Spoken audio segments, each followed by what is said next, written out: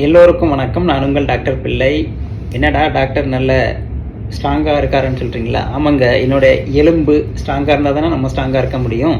நம்ம உடம்புல skeletal system சொல்கிறோம் இல்லையா, எலும்பு ஜாயின்னால் ஆனதுங்க. இது ஸ்ட்ராங்காக இருந்தால் தான் நம்மளும் ஸ்ட்ராங்காக இருக்க முடியும். ஒரு கட்டடத்துக்கு ஒரு கட்டுமானம் சரியாக இருக்கிற மாதிரி நம்ம உடம்போட கட்டுமானம் எலும்பு தான். அது ஸ்ட்ராங்காக இருக்க பட்சத்தில் நம்மளும் ஸ்ட்ராங்காக இருக்கலாம். ஆனால் இந்திய காலகட்டத்தில் நம்ம சாப்பிடக்கூடிய உணவுகள் எல்லாமே பார்த்திங்கன்னா நம்மளுடைய எலும்பை சீரழிக்கிறதுலே முக்கியமான உணவாக இருக்குது. பொதுவாக பார்த்திங்கன்னா எலும்புக்கு கால்சியம், வைட்டமின் டி இதெல்லாம் ரொம்ப தேவை. இது நிறைந்த ஃபுட்டு உங்களுக்கே தெரியும், பல வீடியோ நம்ம சொல்லியிருக்கோம். இன்றைக்கி நான் சொல்ல போகிறது என்னென்னு பார்த்தீங்கன்னா, நம்மளுடைய எலும்புக்கு ஒவ்வாத உணவுகள். நான் சொல்கிற இந்த 5 உணவுகளை நீங்கள் தவிர்க்கணும்.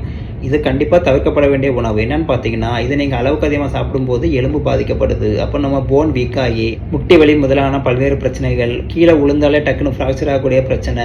ஏன்னா எலும்பு ஸ்ட்ராங்காக இருந்தால் தான் நம்ம கீழே விழுந்து அடிபட்டாலும் ஒன்றும் ஆகாது. எலும்பு வீக்காக இருக்க பட்சத்தில் லேசாக சறுக்கிட்டு விழுந்தாலே எலும்பு உடஞ்சி போயிடும், ஃப்ராக்சர் ஆகிடும். அப்போ நான் சொல்கிற இந்த 5 உணவுகளும் கொஞ்சம் குறைச்சிக்கோங்க. அட்லீஸ்ட்டு இது எலும்புக்கு ஆகாத உணவுகள். என்னென்ன உணவுகள்னு பார்க்கலாமா? எலும்புக்கு ஆகாத உணவில், அதாவது நம்ம தவிர்க்க வேண்டிய உணவில் முதலாவது இடத்துல என்னென்னு பார்த்தீங்கன்னா, carbonated soft drinks, Pepsi, Coca Cola, Fanta, Mirinda அந்த மாதிரி நிறைய விஷயங்கள் இருக்கு இல்லையா. லோக்கல் சோடாவாக இருந்தாலும் சரி தான். இது அளவுக்கு அதிகமாக நம்ம குடிக்கும்போது என்ன ஆகும்னு பார்த்தீங்கன்னா, பாஸ்போரிக் ஆசிட் அதிகமாக இருக்குது. இது எலும்பில் உள்ள கால்சியத்தை அப்படி அரிச்சு எலும்பு வீக் ஆகிறதுல முக்கியமான பங்கு வைக்குது. என்னைக்கா ஒரு நாள் சாப்பிட்ற டைஜஸ்டாலனா நம்ம குடிச்சிக்கலாம், தப்பு இல்லை. ஆனால் பதிவாக தொடர்ந்து குடிக்கிற பழக்கத்தை விட்டுருங்க. எலும்புக்கு இது நல்லது கிடையாது. எலும்புக்கு ஆகாத உணவில் 2வது இடத்துல என்னென்னு பார்த்தீங்கன்னா, கெஃபைன் இருக்கக்கூடிய காஃபி. காஃபி நல்லா மனமும் சுவையும் திடமும் நல்லா தான் இருக்கும். இன்றைக்கா ஒரு நாள் குடிச்சிக்கலாம், தப்பு இல்லை. சில பேர்லாம் பார்த்தீங்கன்னா ஒரு நாளைக்கு 5 காஃபி 10 காஃபி குடிப்பாங்க. அதெல்லாம் ரொம்ப ஆபத்து. ஒரு நாளைக்கு ஒரு காஃபி கூட பரவாயில்லைங்க. அதுவும் நீங்கள் வெறுவயத்தில் குடிக்காமல் சாப்பிட்டு குடிங்க, பிரச்சனை கிடையாது. முடிஞ்ச வரைக்கும் அவாய்ட் பண்ண பாருங்கள், முடியாத பட்சத்தில் நான் சொல்கிறேன். ஆனால் அதுக்காக அளவுக்கு அதிகமாக குடிக்கும்போது அதில் கஃபைன் என்ன பண்ணுதுன்னா, உடம்புல கால்சியம் அப்சார்ப்ஷனை தடுக்குது. கால்சியம் உடம்புல அப்சர்வ் ஆனால் தானே நம்ம சாப்பிட்ற சாப்பாட்டில் உணவில் உள்ள கால்சியம் உடம்புல சேர்ந்தால் தானே போன் ஸ்ட்ராங் ஆகும். அது அந்த கஃபைன் சொல்லக்கூடிய காஃபி தடுக்குது. அதனால தான் நீங்கள் சாப்பாட்டுக்கு கூட காஃபியை குடிக்கூடாதுன்னு சொல்ல காரணம் இதுதான். அதனால் காஃபியை முடிஞ்ச வரைக்கும் குறைக்க பாருங்கள். எலும்புக்கு ஆகாத உணவில் 3வது இடத்துல என்ன இருக்குன்னு பார்த்தீங்கன்னா, ஆல்கஹால். அதாங்க சாராயம். இது எல்லாரும் குடிக்கிறது இல்லை, ஆனால் இப்போ குடிக்கூடியவங்க அதிகமாகிட்டாங்கல்ல. சாராயம்னா வெறும் கடைகளில் போய் குடிக்கூடிய மட்டும் இல்லையே, இப்போ ஹை சொசைட்டிலே கூட நல்லா குடிக்கிற பழக்கம் ரொம்ப அதிகமாகிடுச்சு. ஆண்களும் பெண்களுமே இப்போ அதை ஃபாலோ பண்ணிகிட்டு இருக்காங்க. எல்லாத்தையும் சொல்ல ஒரு சில பேர், ஒரு மருத்துவராக அதை சுட்டி காட்டுதல் மட்டும் இல்லாமல் அது தப்புன்னு சொல்ல வேண்டிய எனக்கு ஒரு சமூக பொறுப்பு இருக்குனால இதெல்லாம் நான் சொல்கிறேன்.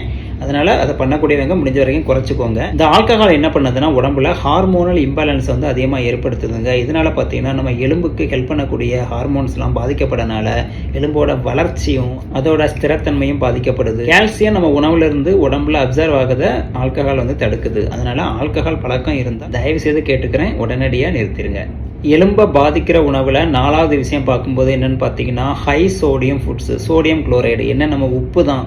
உடம்புல உப்பு அதிகமாக இருக்கும்போது உடம்புல வாட்டர் ரீடென்ஷன் சொல்லக்கூடிய நீரை பிடிச்சி வைக்கக்கூடிய தன்மை அதிகமாக இருக்கும். இதனால் பிபி அதிகமாகும். பொதுவாக பிபி அதிகமானாலே உடம்புல உள்ள எல்லா பார்ட்டுக்கும் ஆபத்து தான். மாரடைப்பு, ஸ்ட்ரோக் இதெல்லாம் வர மாதிரியே எலும்பையும் பாதிக்கிறதுல இந்த உப்பு பொருட்கள் அதிகமான பங்கு வைக்குது. உப்பு நிறைந்த உணவுகள் அதிகமாக சாப்பிடும்போது என்னாகும்னு பார்த்தீங்கன்னா, கால்சியம் யூரினில் அதிகமாக வெளியே போகும். அதனால் உப்பு நிறைந்த உணவுகளை கொஞ்சம் குறைச்சிக்கோங்க. 5வது இடத்துல என்ன இருக்குன்னு பார்த்தீங்கன்னா, ரீஃபைன்டு சுகர். நம்மளுடைய சுகர் ப்ராடக்ட்ஸ் தாங்க. பொதுவாக நம்ம இனிப்பு அதிகம் எடுத்தாலோ, பேக்கரி உணவுகள் அதிகம் சாப்பிட்டாலோ உடம்புல ஆக்சிடேஷன் சொல்லக்கூடிய ப்ராசஸ் அதிகமாக நடந்து உடம்புல இன்ஃப்ளாமேஷன் சொல்லக்கூடிய வீக்கம் அதிகமாகும். இது எலும்பில் உள்ள செல்ஸையும் பாதித்து வீக்கத்தை ஏற்படுத்தி எலும்பை வீக் ஆக்குது. அதனால் சுகர் ப்ராடக்ட்ஸ்லாம் கொஞ்சம் குறைச்சிக்கோங்க. 6வது என்னென்னு பார்த்தீங்கன்னா, ரெட் மீட்டு. இந்த பெரிய மட்டனாக இருந்தாலும் சரி தான், போர்க்காக இருந்தாலும் சரி தான், பீஃபாக இருந்தாலும் சரி தான், இதெல்லாம் பார்த்தீங்கன்னா உடம்புல கொழுப்பு அதிகப்படுத்துதுங்க. எலும்பை எப்படி பாதிக்குது அப்படின்னு பார்த்தோம்னா, இந்த உணவுகள் உடம்புல அசிடிக் நேச்சரை அதிகமாக்குது. ஆசிட் லோடை உடம்புல அதிகமாக்குது. இதனால் கால்சியம் அப்சார்ப்ஷன் கம்மியாகி போன் வீக் ஆகுது. 7வது உணவு கேட்டிங்கன்னா ஆச்சரியப்படுவீங்க, வெஜிடபிள். எல்லா வெஜிடபிளில் பயப்படாதீங்க, ஒரு சில வெஜிடபிள் என்னென்னு பார்த்தீங்கன்னா, டொமேட்டோன்னு சொல்லக்கூடிய தக்காளி, பொட்டேட்டோன்னு சொல்லக்கூடிய உருளைக்கிழங்கு, அப்புறம் இந்த குடமிளகான்னு சொல்லுவோம் இல்லையா, பிளாக் பெப்பர்னு சொல்லுவோம். இந்த 3 வெஜிடபிளும் பார்த்தீங்கன்னா உங்களுக்கு எலும்பை வீக் ஆகுது அப்படின்ட்டு ஒரு ஆராய்ச்சியில் கண்டுபிடிச்சிருக்காங்க. இன்னும் ஏன் இது பண்ணுது அப்படிங்கிறதுக்கு ஒரு முழு ஆராய்ச்சி முடிவு வரல. ஆராய்ச்சியினுடைய முதல் கட்ட முடிவில் இது தெரிஞ்சிருக்கு. இனி போக தான் எதனாலன்னு கண்டுபிடிப்பாங்க. முடிஞ்ச வரைக்கும் இதை நீங்கள் குறைச்சிக்கோங்க. ஸோ நான் இப்போ சொன்ன இந்த 7 உணவுகள் பார்த்தீங்கன்னா எலும்புக்கு கெடுதல் செய்யக்கூடிய உணவுகள். இதை முடிஞ்ச வரைக்கும் தவிர்க்க பாருங்கள். அப்படியே முடியாட்டாலும் கொஞ்சம் குறைச்சிக்கோங்க. முக்கியமான விஷயம் இல்லையா, எல்லாருக்கும் ஷேர் பண்ணுங்கள். உங்களுடைய டவுட்டை கமெண்ட் பாக்ஸில் போடுங்க. வழக்கம் போல் லைக், சப்ஸ்கிரைப் பண்ணுங்கள். மீண்டும் அடுத்த வீடியோவில் சந்திக்கும் வரை உங்களிருந்து விடைபெறுவது உங்கள் டாக்டர் பிள்ளை. மீண்டும் சந்திப்போம். வணக்கம்.